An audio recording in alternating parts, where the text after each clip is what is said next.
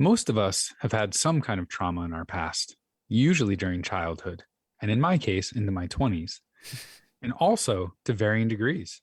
But in some ways, it's changed the way we think and feel about ourselves and the world around us. Sometimes we can't help but feel broken. Trauma can shatter our sense of security and overwhelm our coping skills. But trauma doesn't have to be a life sentence. That's according to our guest this week.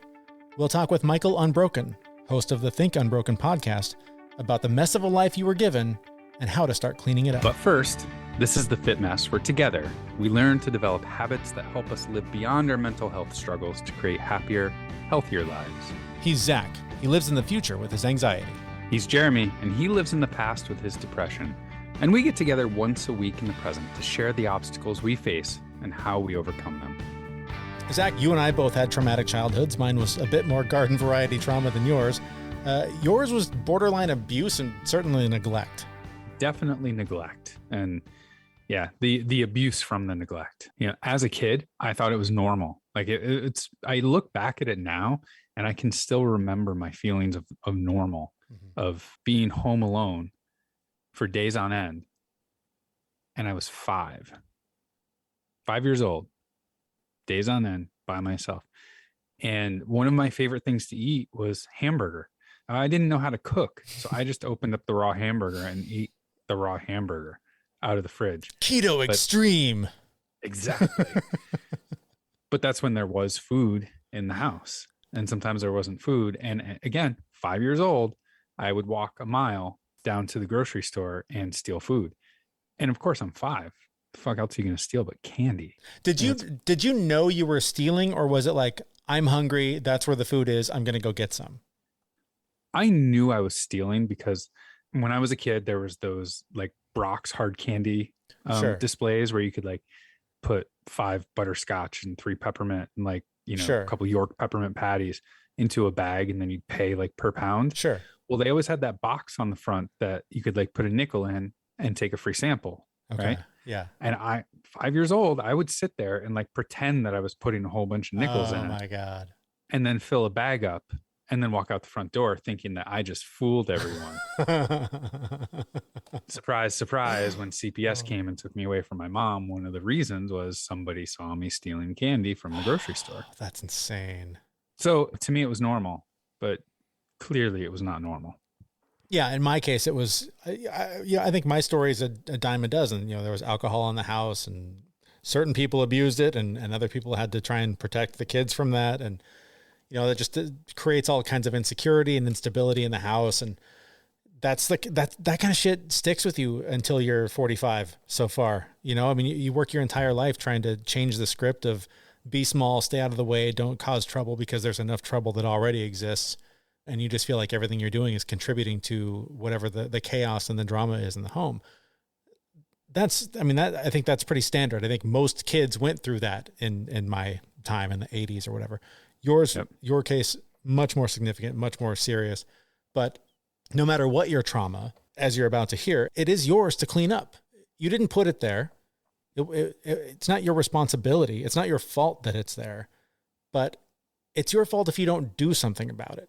You have to start taking action to get over that stuff and find a way to be fully present in your life and to not let those stories that you learned when you were 5 and stealing candy, or when you were 5 and hiding in your room because there was, you know, fights going on down the hall. Like that stuff will haunt you and will hold you back from experiencing real growth and real joy, honestly, in your life, because you will constantly be sort of reliving that trauma in small ways. And so that's why I'm so excited to share this interview this week, because Michael Unbroken, what he does with his show is so powerful. And he's just a fountain of information and tools and strategies to get through that stuff and to really, you know, like we say all the time, you don't have to clean up the whole mess, but at least start clearing a path so you can get from one point to the next and start to deal with that stuff, because otherwise it is just going to be with you your entire life. I promise you are going to get so much out of this interview, and it's going to test your comfort zone. It's going to probably make you squirm a little bit, make you feel a little bit guilty for not doing more, but sometimes that's what you need. And so I promise this is something you are going to get so much out of. Before we get to it, I have to tell you about my new favorite supplement, Athletic Greens. I started taking Athletic Greens because Zach told me to. For months, he shared why it was so helpful for him while I was swallowing 3 fistfuls of vitamins 3 times a day. I have to tell you, I noticed a difference on day 1. I felt better and didn't have that 4 p.m. energy crash that I thought was normal. Now I've been on it for several weeks and I love it. It's packed with 75 high-quality vitamins, minerals, whole foods sourced superfoods, and probiotics, and it works with any diet plan, and it tastes great. For less than $3 a day, you're investing in your health for a lot less than your cabinet full of vitamins or your daily coffee habit. So reclaim your health and arm your immune system now with convenient daily nutrition. To make it easy, Athletic Greens is going to give you a free 1-year supply of immune-supporting vitamin D and 5 free travel packs with your first purchase. Those are so handy. All you have to do is visit athleticgreens.com/fitmess. Again, that is athleticgreens.com/fitmess to take ownership over your health and pick up the ultimate daily nutritional insurance. You'll also find that link on our website, thefitmess.com. All right, Jeremy, I know you and I like to talk and talk and talk before we get to the interview sometimes, but today we got to stop. We got to hand it over to Michael Unbroken. He's the host of the Think Unbroken podcast.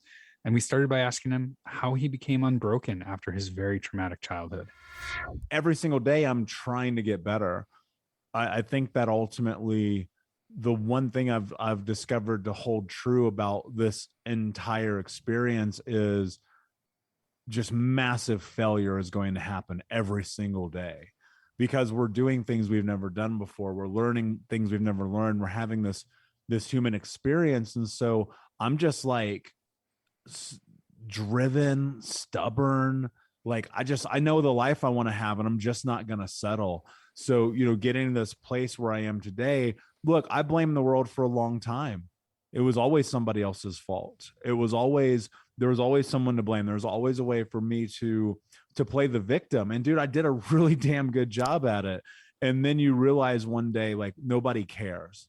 Do something. And that's what's led me to where I am.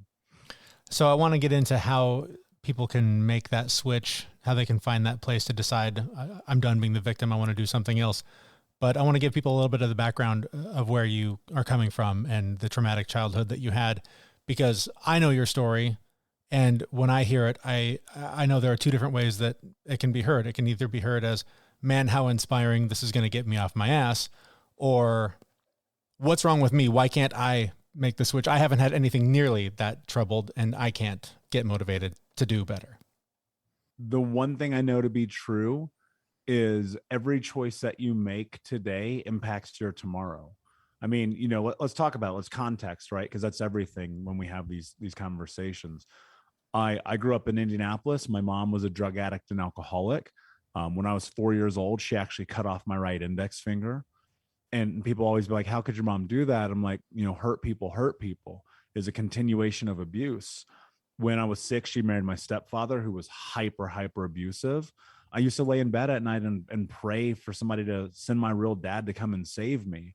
And, they never came. I spent so much of my childhood homeless and deeply in poverty. In fact, I lived with 30 different families between 8 to 12 years old. Church, strangers, vans. Like, it was crazy, man. And my grandmother adopted me when I was 12. I'm biracial, black and white. And my grandma's an old racist white lady from a town in Tennessee you never heard of. Like, we had a copy of Mein Kampf, Hitler's autobiography, in our house. My uncle is in prison for life as a part of the Aryan Brotherhood, and so it was like this crazy ass juxtaposition of like growing up in the hood with this. And so I started getting high when I was 12, drunk when I was 13. And by 15, I was expelled from school for selling drugs.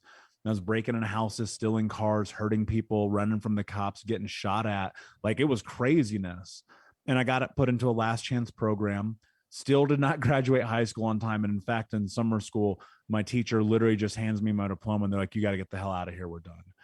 And I was working a warehouse job, putting microchips into motherboards for 12 hours a day, like just microchip motherboard. It was nonsense. And they fired me. Like, probably because I was stoned. And I'm sitting in my car and I'm like, what is the solution for all this? For poverty, for abuse, for homelessness? And I was like, oh, it's money, right? It's got to be money. And so I made a declaration to myself that by the time I'm 21, I want to make $100,000 a year. So fast forward, I'm working for a Fortune 10 company, no high school diploma, no college education. I'm making that money. I hit my goal, but my life is a complete disaster because I had money to do whatever I wanted and I had not done any work. And so I'm like heading into 26 years old. I'm 350 pounds, smoking 2 packs a day, drinking myself to sleep. And that's when I put a gun in my mouth. I was done, man. I was like, ugh, money was supposed to solve this, and it doesn't. Yeah. And the next day I'm laying in bed. It's 11 o'clock in the morning. Now keep in mind, I'm 350 pounds. I'm eating chocolate cake, smoking a joint, and watching the CrossFit games. Like, dude, if that's not rock bottom, I don't know what is. And I know it's funny, but it's like, holy crap, man, It doesn't get any lower than this. And I went into the bathroom and I was looking at myself in the mirror, and I remember being 8 years old, and the water company came and turned our water off. Dude, they were always turning off the water, the heat, the electric something. And I went in the backyard, got this little blue bucket, walked across the street to our neighbor's house, and I stole water for the first time. And I remember being like, when I'm a grown up, this won't be my life. And it wasn't financially, but it was in every other way. And as I looked in the mirror, I realized I was breaking the promise I had made to myself as a child. And I asked myself, what are you willing to do to have the life that you want to have? And the answer was no excuses, just results. And 11 years later, here I am talking to you. I want to ask you about that 8-year-old boy. I've heard, Zach shares a story of being a kid and he had a very traumatic childhood, but he didn't realize how, he just thought this is what it's like to be a kid. How did you know then that what you were going through was not normal and that's not what most kids went through? Yeah, that's an awesome question. Being homeless and living with all those families showed me that what was happening in my house was not normal. Now, what I will say is there were good people and there were definitely bad people and all that. But the good people, the bad people, I was already used to that. Beating the crap out of their kids, yelling, screaming, fighting, cussing, hurting. I already knew that life. So I was just like, oh, that's just whatever. That's my daily life.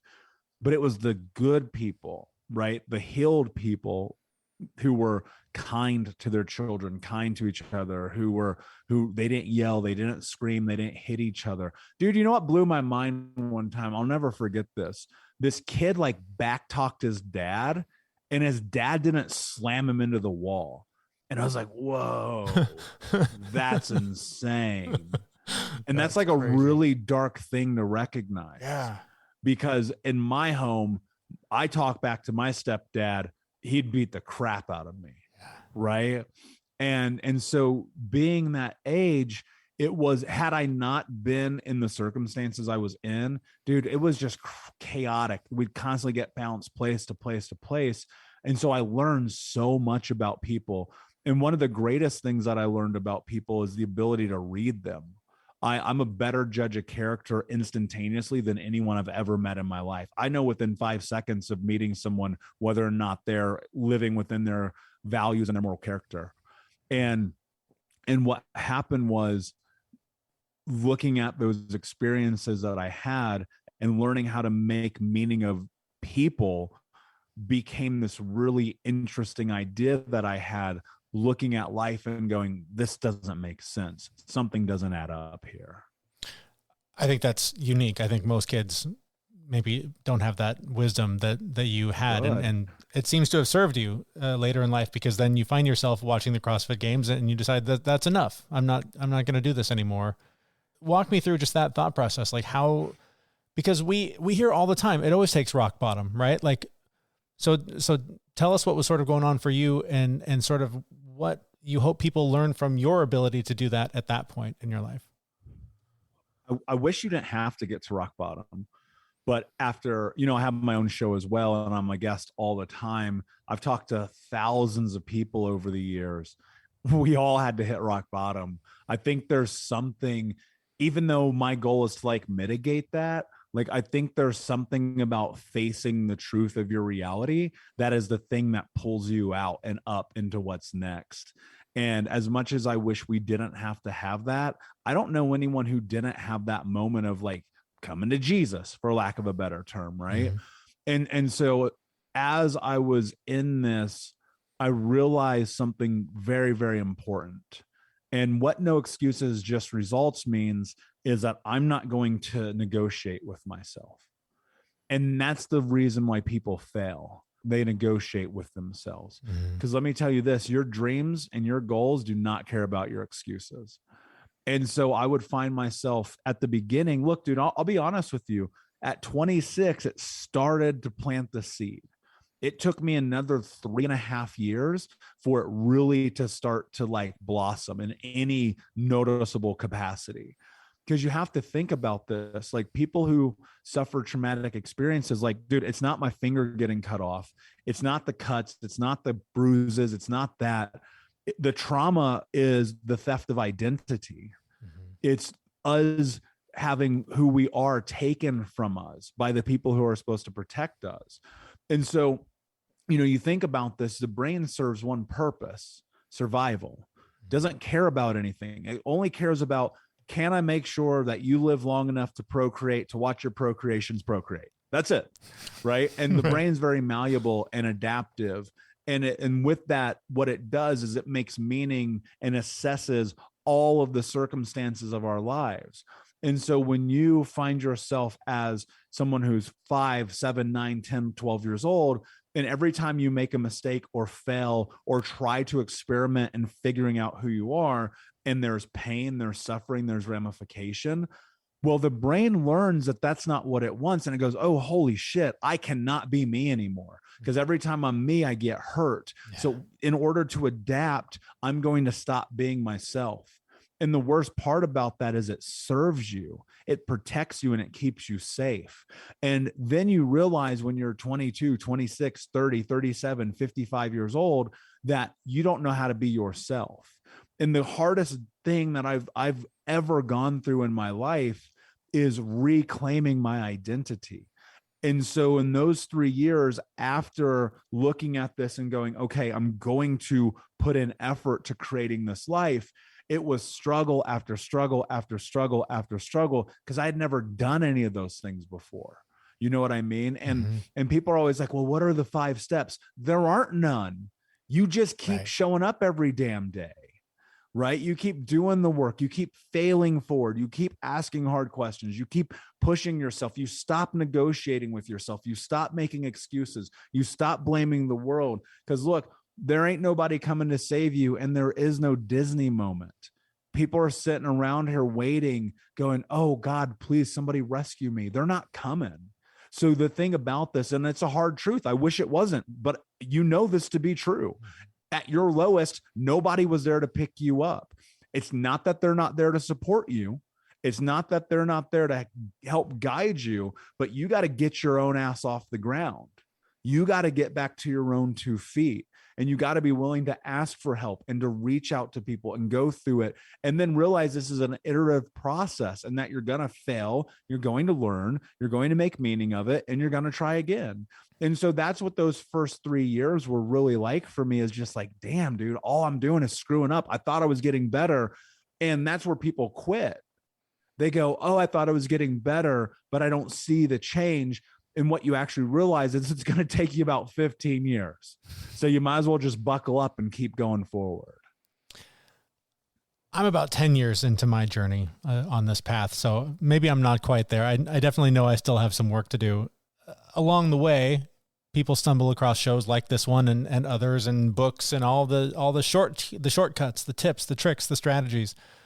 Even in your bio, you say there are no shortcuts. Trust me, I've tried them all. Can you share some of the things that you've tried that you thought were a shortcut that ended up not working out so well?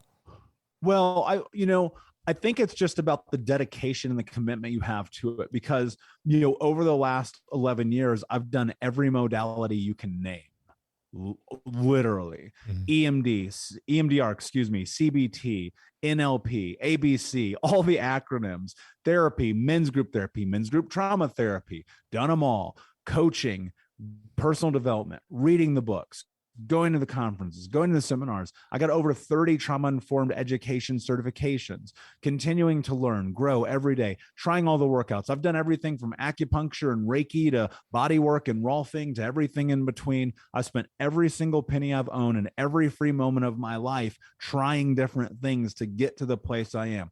All the blood works, all the DNA tests, all the microbiome things, all the everythings. I literally just took a continuous glucose monitor out of my arm, right? Just trying to figure out who I am and optimizing my health to be able to navigate this, right? All the therapy, all the hypnotherapy. I mean, I can keep going, dude, literally all of them.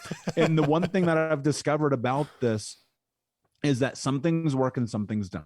Mm-hmm. And the things that work, you need to double down on. And the things that don't work, take them out of your life. Because people are always trying to like make the thing that doesn't work. If it ain't working, stop trying. Yeah. Like I'm like, great example. Like I will never go to another AA support group. That does not work for me at all, not even remotely. And when I was like 7, my mom would take us to AA meetings with her. Like it's crazy. A child should not be in that room. Right? I went to Alateen meetings as a kid. Same thing. Yeah. There's no reason for kids to be in that environment. Right. Because, we'd sit there and I distinctly remember this being like, you're literally, people would get up and I'm like, I'm Michael and I'm an alcoholic. And I look at it, I go, that's your fault. Why am I in this room?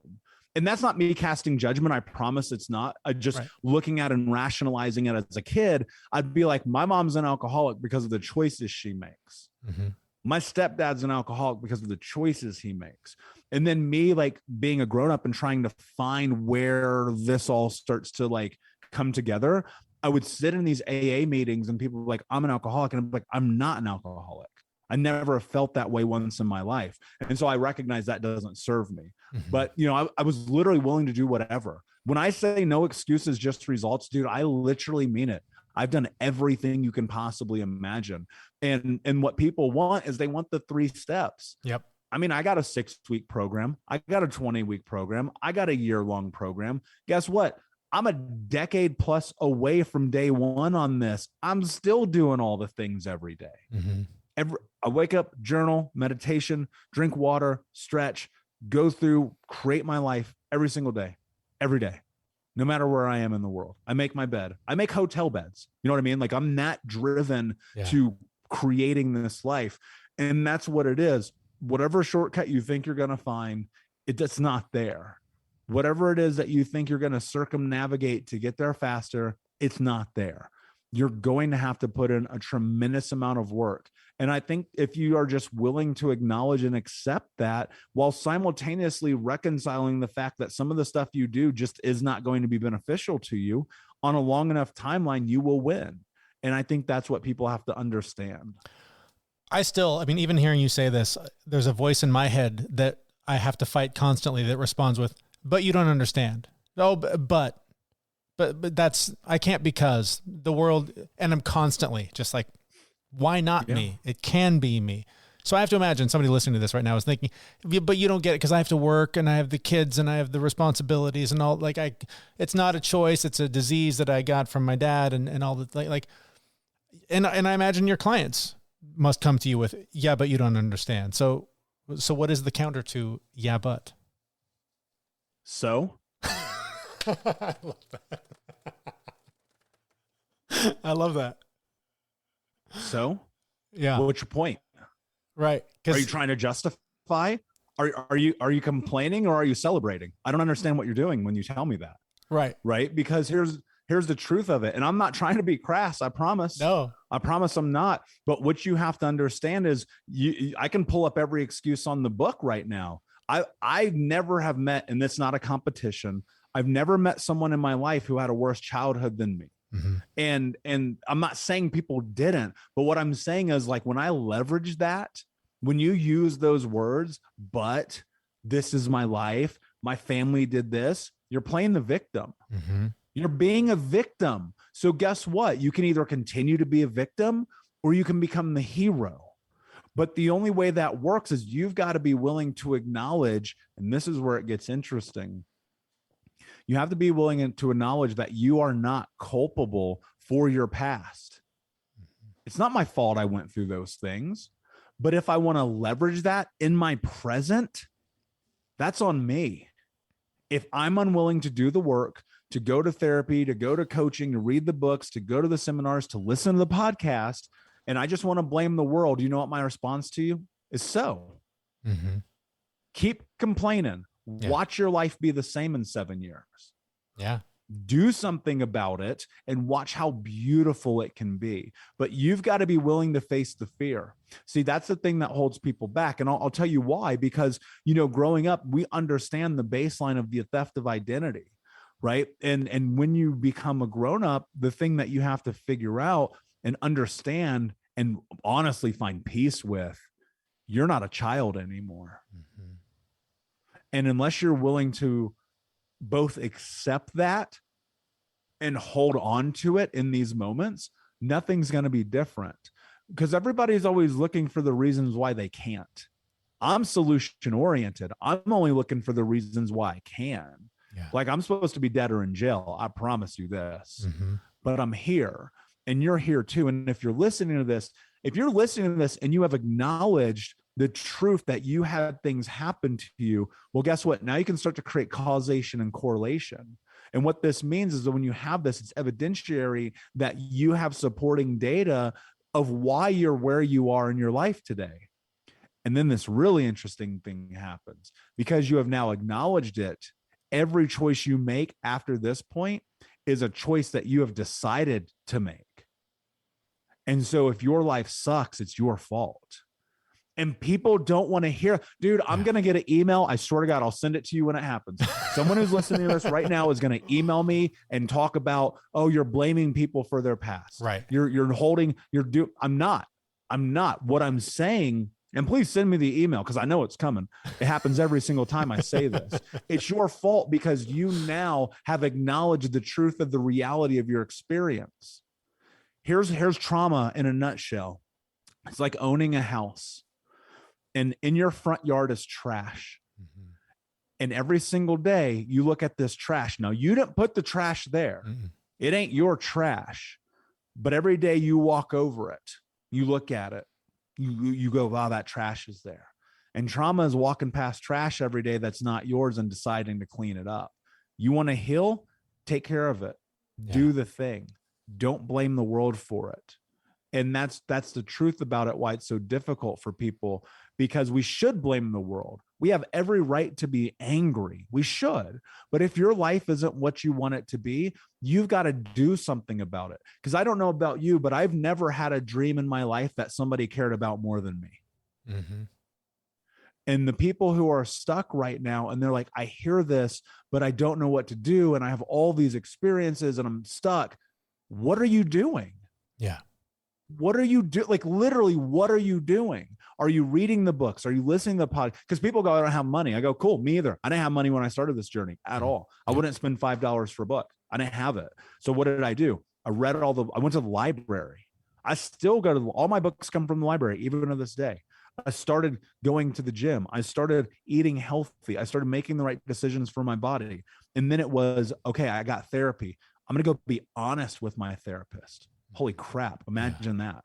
I'm going to get a coach. Wow. I'm going to have somebody push me, show me that I'm giving up on myself. I'm going to dive deep into the science and research of trauma so that I can understand the ramifications of all of those experiences. You know, and people will go, my life sucks, and sit at home and watch Netflix. Shut up. Yeah. Just shut up, because you've decided this and you don't want to hear it. And I'm not, look, I'll tell you the same thing, Jeremy, I'll tell you everything that I tell my clients when they come in. I am here to be your coach. I am not here to be your friend. I'm not going to coddle you. I'm not going to baby you. I'm not going to be like, oh, I'm so sorry. What I am going to do is sit with this through you and say, this is the game plan. Are you ready to execute? And if you are, like the thousands of people who have gone through this with me, on a long enough timeline, your life will be incredibly different. But we live in this society in which we get to opt out all the time. We get to blame the world for everything. And the one thing I want you to ask yourself right now, if you're listening to this and you're like, man, this guy's kind of an asshole, instead of labeling me an asshole, which you may, like I probably am, like I definitely have my moments, But I want you to think about this. Are you taking care of yourself, or are you taking it easy on yourself? Yeah. Because I promise you, these are not the same thing. So on that note, so much of this work, this growth, this healing is incredibly painful. It's incredibly tough. But in my experience, overcoming those things, facing those fears, facing those challenges, that's where the strength is developed. And that's where life becomes so much more rewarding. Is that, do you agree with that? Is that, do we need to lean into that pain and stop running from it? 100%. 100%. You have to. And it sucks, and it's uncomfortable, and it's dark. And I wish you didn't. I wish you did. I wish, dude, I'll tell you this. I'd be the richest man on planet Earth if I could invent a pill that would help you forget your childhood. I'd be the most wealthy man on planet Earth. But that's impossible. It doesn't exist, and it never will. And if you are looking at your life and you are like, I have plateaued, it is because you have not yet been willing to step into the darkness. You know, going through this journey is like walking through a tunnel, man. You know, at the end of the day, every tunnel, no matter how long that tunnel is, has light. And you have a choice to make. You can walk through that tunnel alone, or you can walk side by side with someone. And I think that's the part people miss. You know, people come into coaching, they listen to the podcast, they read the books, because I'm there with my hand out saying, I will walk next to you. I will guide you. We will go through this together, because that light is there. But you've got to want that light. You've got to be committed to it, because you'll never do one session. You'll never read one book. You'll never listen to one podcast, and your life is different. It's just not going to happen. It is about repetition. It is about continuing to show up. It's about clarity about who you want to be. You know, about 7 years ago, 6, 7, somewhere in that window, I sat down and I just started writing the person I wanted to be, all of it, top to bottom. And I'm still moving towards that person, but I am more self-actualized in being this person than ever, because I made a decision. I had clarity. And so what you need to do is you need to create clarity in your life. What do you want? Who do you want to be? And how do you want to get it? And then go towards that with obsession, honestly, obsession every single day, and be willing to do anything that it takes to get there. Like this idea about no excuses, just results. If I ask you the question, what are you willing to do to have the life that you want to have? And the answer is anything less than no excuses, just results, I promise you, nothing's going to be different in your life, because I can always find the excuses, but what we need to find are the solutions.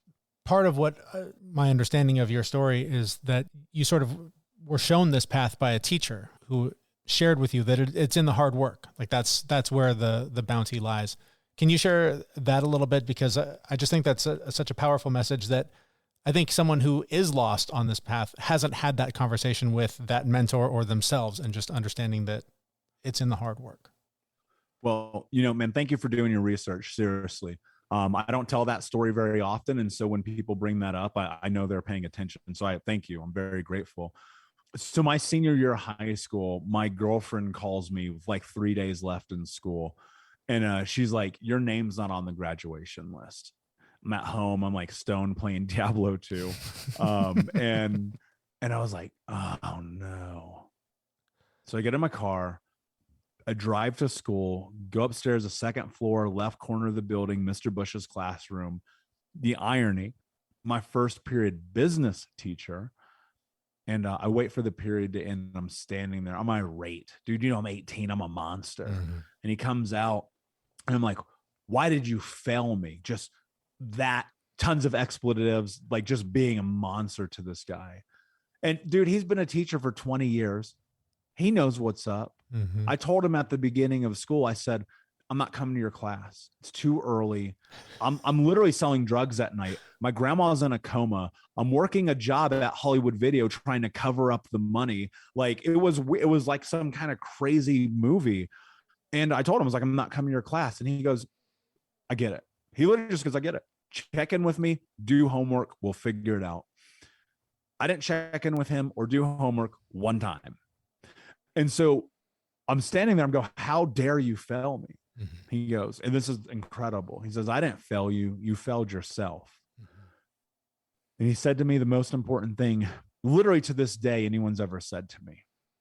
Because what you need to understand about life is you're not going to get by on your charms and your good looks. If you want something, you have to earn it. And the embarrassment that I felt, the shame, the guilt was exactly what I needed to feel. It was exactly what I needed. And in that, what happened is I had to go to summer school. So if you look up my high school, Northwest High School, it's no longer a school. It got defunded because it was such a nightmare, hyper violent. Kids would get murdered outside the school. It was like our cops had guns, real guns, dogs, canine, the whole nine, man. It was like some shit you see out of a movie.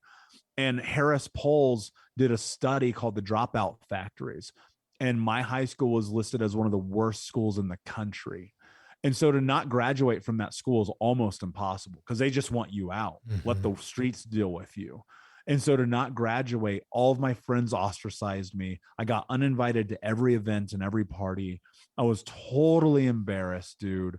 And, you know, I had to go and tell my grandmother who's in the hospital, who just got out of a coma, like, I'm not graduating high school. I got to tell my girlfriend, who's totally embarrassed that she's dating the biggest loser in the whole freaking school, I'm not graduating high school.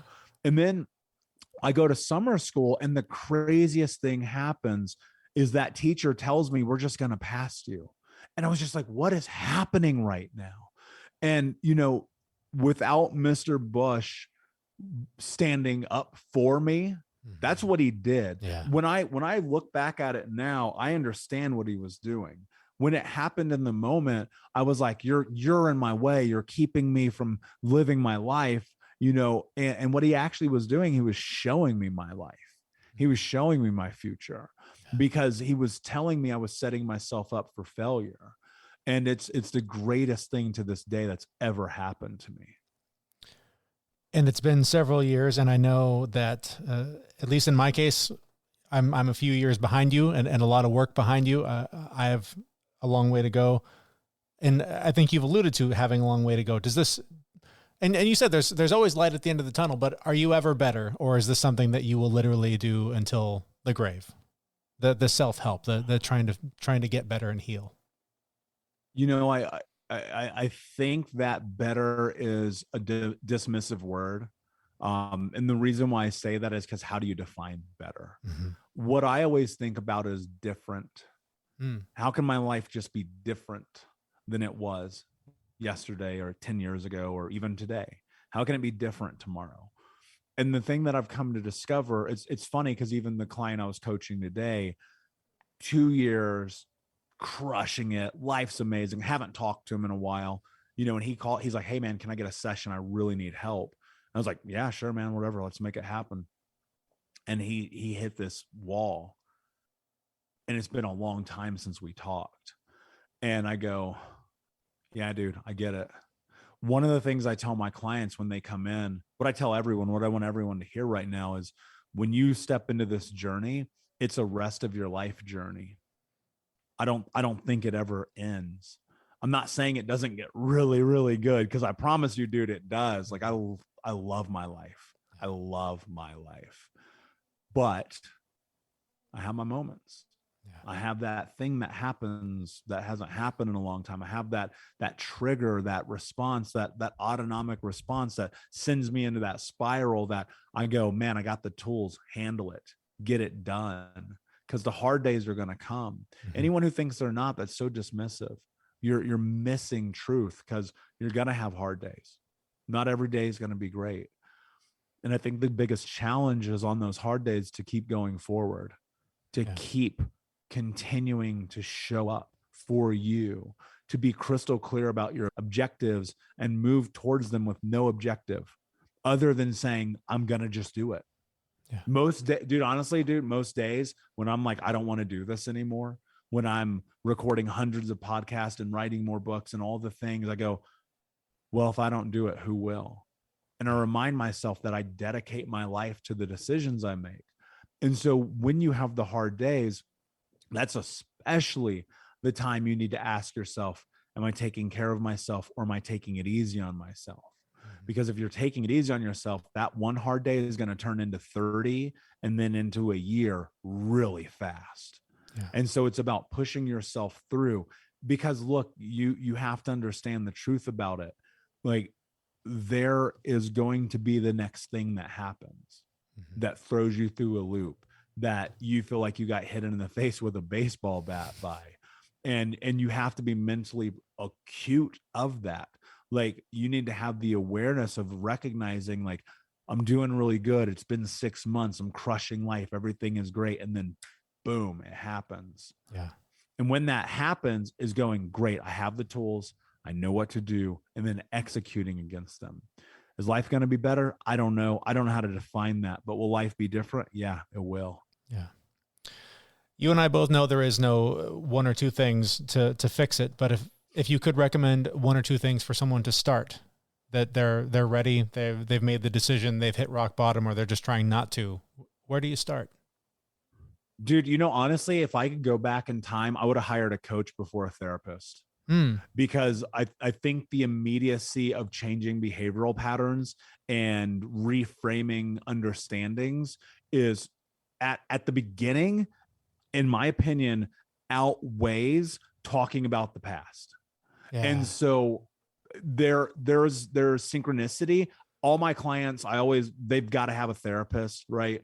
But I always think to myself, if I could do one thing different, I would have hired someone like me to help me get the fuck up, right? Because I was so stuck at the beginning, and I'd go into therapy and it didn't help.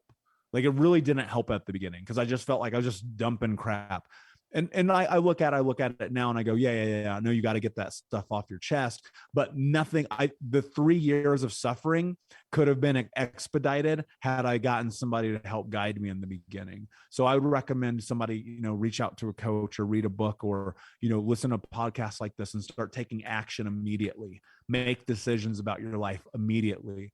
So I think that's one. The other big thing is, you got to have some grace for yourself. You have to have some compassion for yourself in this, because you're going to screw up a lot. You just are. Yeah. And if you're willing to be compassionate in that journey, it's going to pay massive dividends in your life, because you'll realize and understand that everyone's going to screw up. And if somebody wants to follow you, hire you to be their coach, or whatever they're looking for, how can they find out more about you online? Dude, I'm everywhere at Michael Unbroken, and I literally put everything out at the Think Unbroken podcast. So you can look up Think Unbroken on iTunes or Spotify or whatever. And, my books are in the library. My coaching is in the app on the iStore and Android. So you can just look up Think Unbroken. It's all there. And there's so much free stuff. It's just like, just start. So that's what. Awesome. We will have all those links in the show notes for this episode at thefitmess.com. Michael, thank you so much for your time today. Fascinating conversation. And thank you for all the work you're doing. It's important work to have in the world. Yeah, it's an honor, my friend. Thank you for having me. Our sincere thanks to Michael Unbroken. You can find the links he mentioned in the show notes for this episode at thefitmess.com. And I am so stealing his analogy about people dumping trash on your lawn. The fact that you didn't put it there, but you're the one that has to clean it up. That is such a beautiful illustration of what it is to have trauma in your past, to have just been brought into this place, given this life, and somebody dumps a bunch of shit on you, and they don't bother to clean it up, and they end up blaming you for it and all of the things. And if you don't get off your ass and start getting that stuff off your lawn, it's going to sit there forever, and it's going to rot, and it's going to make your house a mess. It's going to just be disgusting. So I could not love that analogy more. That is such a beautiful way to describe what it means to live with trauma. I was thinking about that even more. I always wanted to pick the trash up and throw it back to the neighbor's yard. Yeah. Right? Yeah. And that just continues the cycle. Yep. The chain never breaks. And I was like, no, you pick the garbage up, you put it in your garbage, and you send it off with the garbage man. To be incinerated and destroyed where it can no longer harm anybody else. Like there's just no reason to throw it back over the fence. Yeah. I also love his perspective on making promises to yourself, especially if you've had a rough childhood. Finding ways to take care of that kid, and you make him or her the promises they need to feel safe and healthy. I try and think about it like with my kids. If I promise them anything, if we're going to go do this fun thing, just bringing them into the world, I'm basically promising them that I'm going to keep them safe and give them a decent life. If I break that promise, that's an unforgivable failure. So why not treat yourself the same way? Why not make yourself the same promises and hold yourself to those promises? When you say, that's it, I'm not going to, eat like shit anymore. That's it. I'm not going to pick your vice, but make that promise to yourself, to that childhood version of yourself, because you don't want to let that kid down. You've been letting this version of yourself down long enough, but think about that kid that needed someone to be there for them, to make them promises and come through and show them that they were important enough to deliver on that promise. If you treat yourself that way, that's cleaning up the mess, right? Like that's getting the trash off the lawn. I've told you this before. I have a picture of myself as a kid that I can see when I leave my bathroom. And I do just that. I tell the kid, don't worry, you're not going to be eating raw hamburger forever.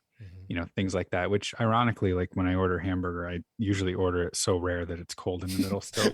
I was going to say, do you still have to say, and would you cook it, please? No, I'm just like, just sear the outside, please. Like I like the crunchiness, right, but I like the inside to remind me of my childhood. Oh my God. Tastes like pain. All right. Finally, be patient. This is a lifelong journey. Once you start, know that you may never get out of the tunnel. Literally, you might never get out, but you will get closer to the light, and it will bring more light in so that it will be easier to see where you're going. It's going to be a long struggle, and it will not end, but it will get a little better. Yeah, the tunnel will get more comfortable. There'll be pads on the walls. Might even be a couch or a chair for you to rest in. Like it's going to get easier, but it will still be a struggle.